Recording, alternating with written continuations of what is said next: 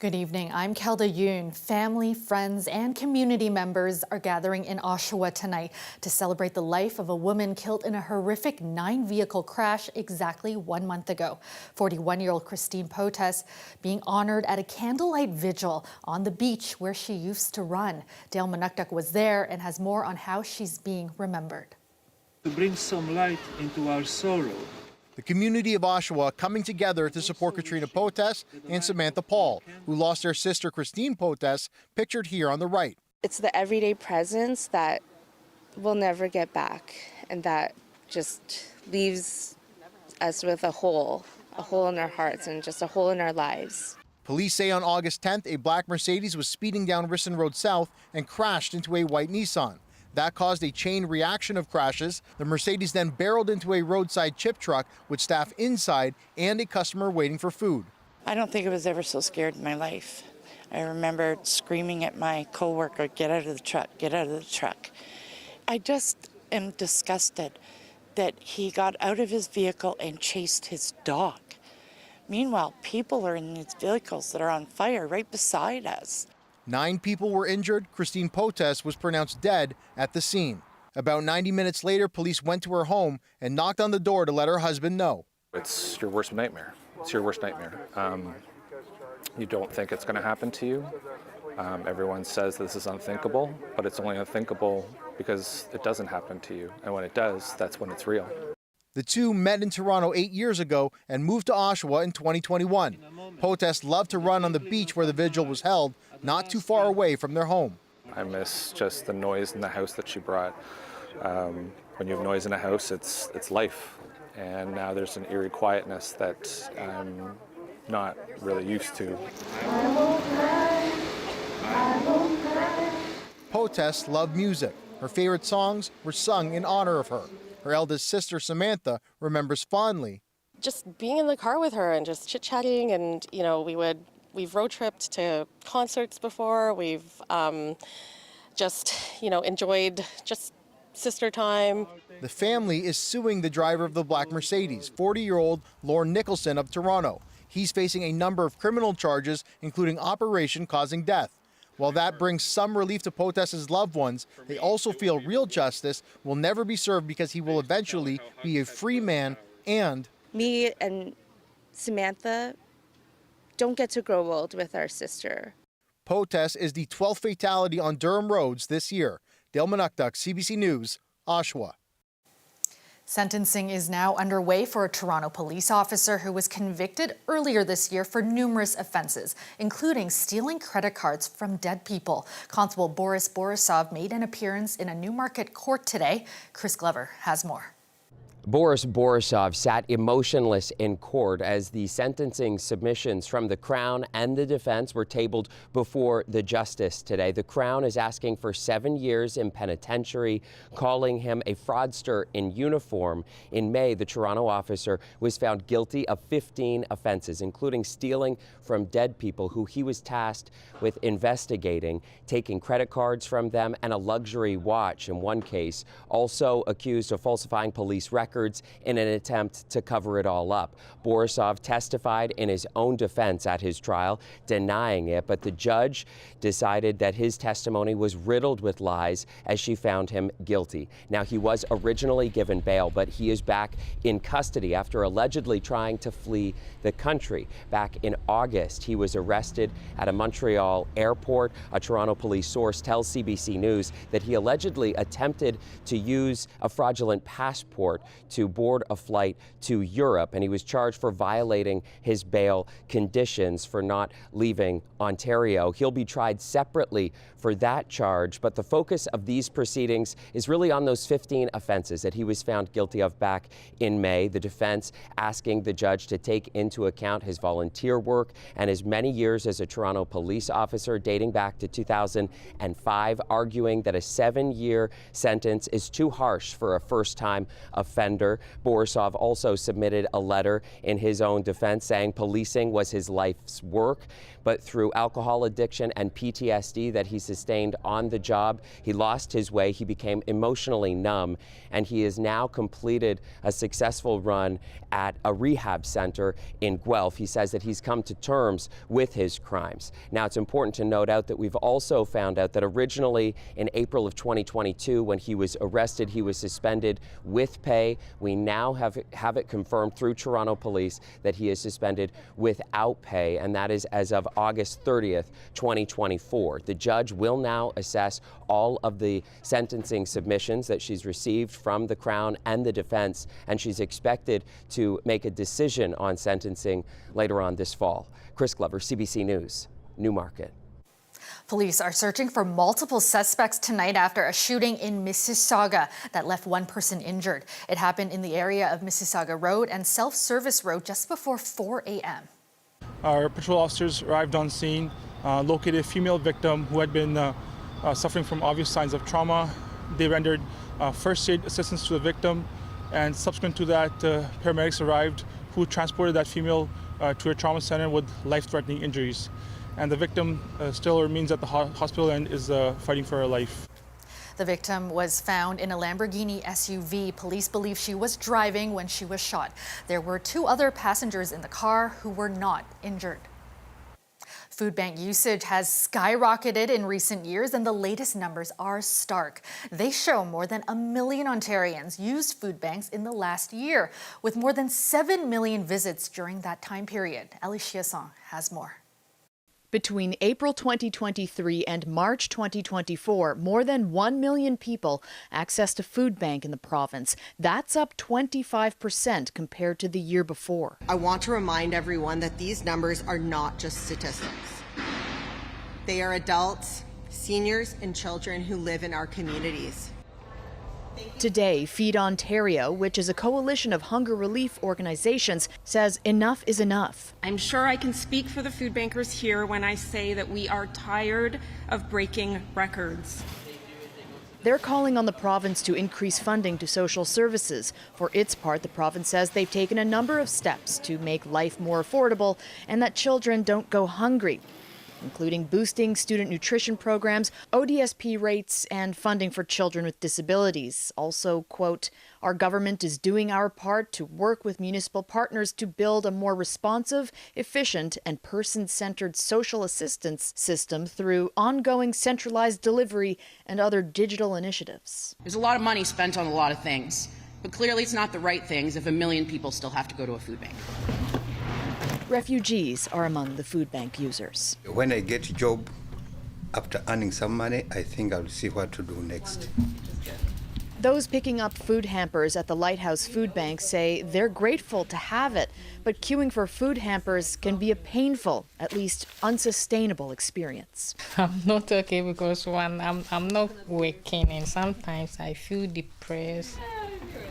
And in fact, 1 in 6 food bank users are employed, and yet it's not even 3 o'clock yet, and we're supposed to be open from 12 to 3, and I ran out of my hampers. So all I have is able to just give them what I have, but I do have the resources to send them to other food banks. The data out today doesn't surprise Nardia Whitley, the director of the Lighthouse Food Bank. She sees firsthand that social services haven't kept up with inflation. The last I checked, a single male on welfare was only receiving like maybe $500 to $600 a month after he has to pay rent, and with that you can only probably afford a room, and then there's food and then there's internet and all of these other little things, health and clothing. What's left? On a macro level, Feed Ontario says what's left is for all 3 levels of government to coordinate efforts and address social assistance and housing with hunger in mind. Ali Chiasson, CBC News, Toronto. Welcome back. The highly anticipated U.S. presidential debate between Donald Trump and Kamala Harris wrapped up in Philadelphia about half an hour ago. It's the first and potentially only debate between the two candidates. With just 8 weeks until Election Day and the polls showing a virtual dead heat, the crucial debate got tense and at times angry as the two faced off on a number of key election issues, including the economy, abortion, immigration, and gun violence. Americans are set to head to the polls on November 5th. Turning back closer to home, Toronto's oldest operating independent movie theatre will be able to continue operating at its current location. The Revue Cinema, a staple in the city's West End for over a century, will remain put after the organization running it announced they have signed a 5-year lease with its landlords. The news comes after months of tensions between the Revue Film Society and the owners of the building. In June, the society had obtained an injunction halting a proposed eviction until a trial could be held. In a news release today, the society and the landlords said they are committed to the success of the Revue Cinema on Roncesvalles Avenue. Well, TVO saying tonight it is pulling support for a film currently screening at TIFF. Russians at War is a documentary billed as a look at the country's war against Ukraine through the eyes of disillusioned Russian soldiers.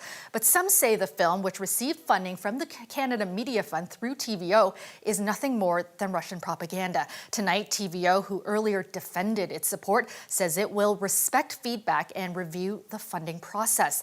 Tyler Cheese has more on the drama unfolding around the film. Сегодня мы выдвигаемся на фронт.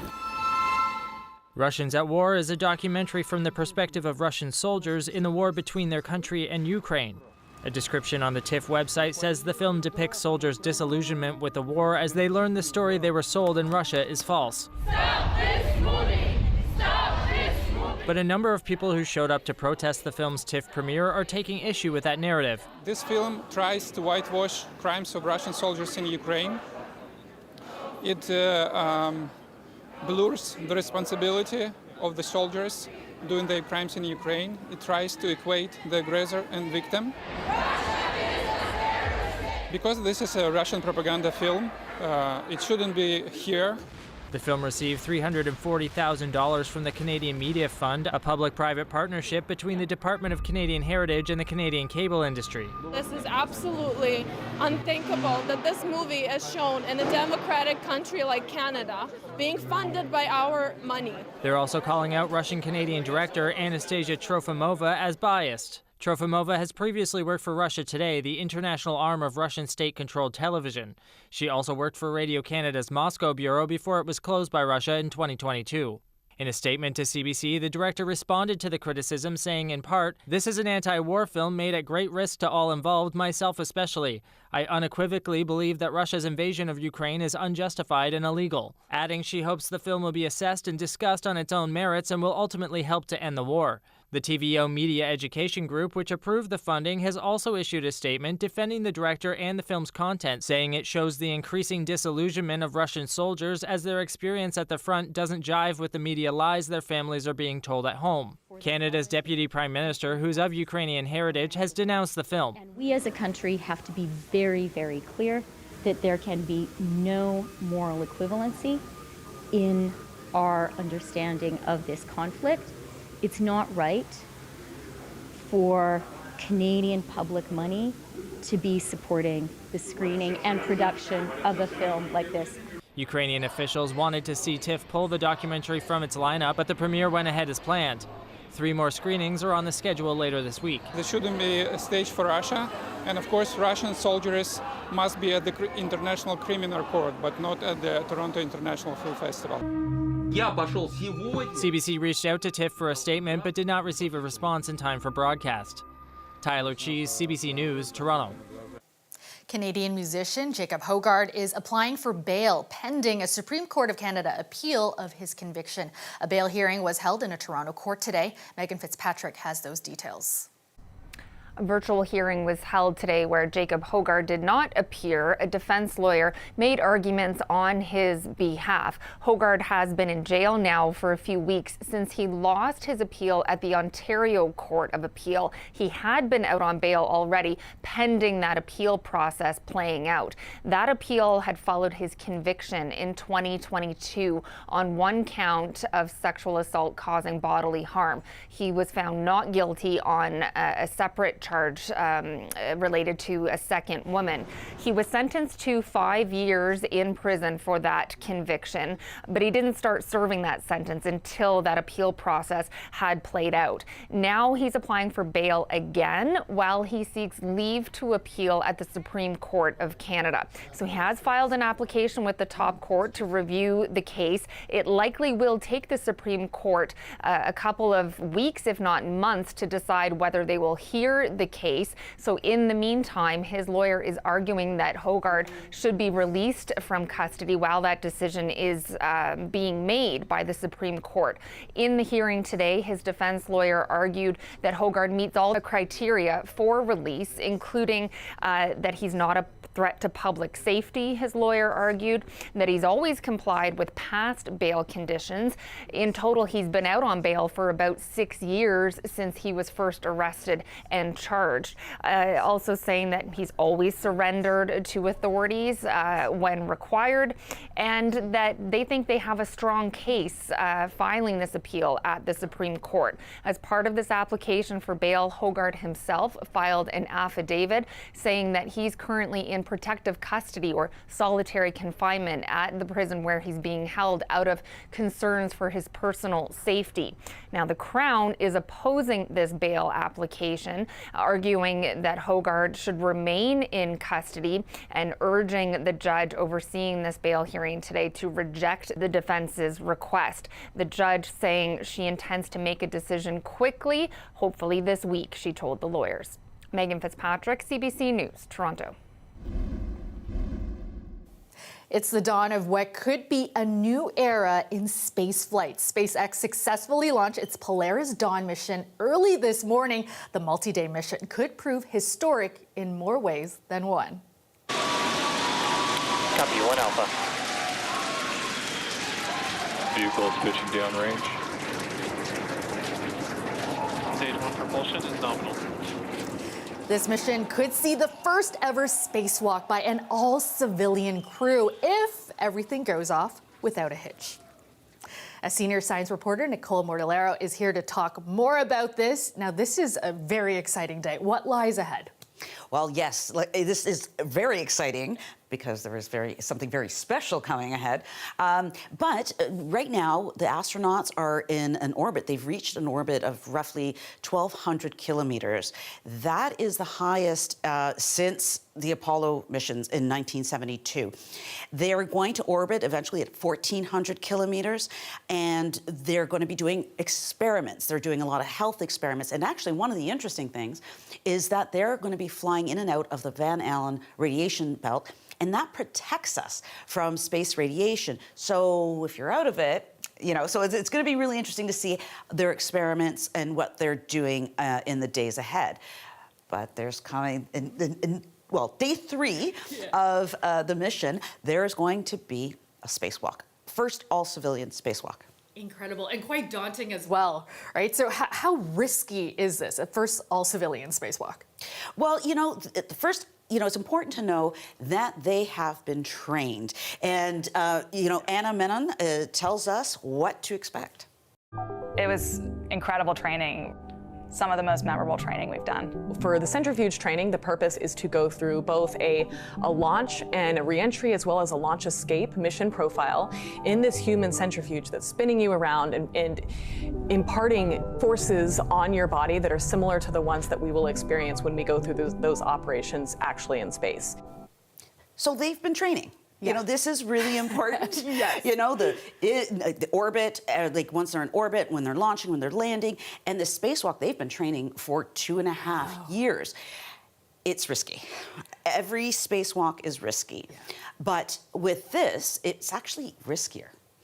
And the reason being is that there's no airlock. So the entire spacecraft is going to be exposed to the vacuum of space. And actually, they're already doing that decompression very slowly. And eventually, they're going to be breathing all pure oxygen in their spacesuit. Wow. Hatch is going to open. Jared Isaacman and Sarah Gillis will do the spacewalk.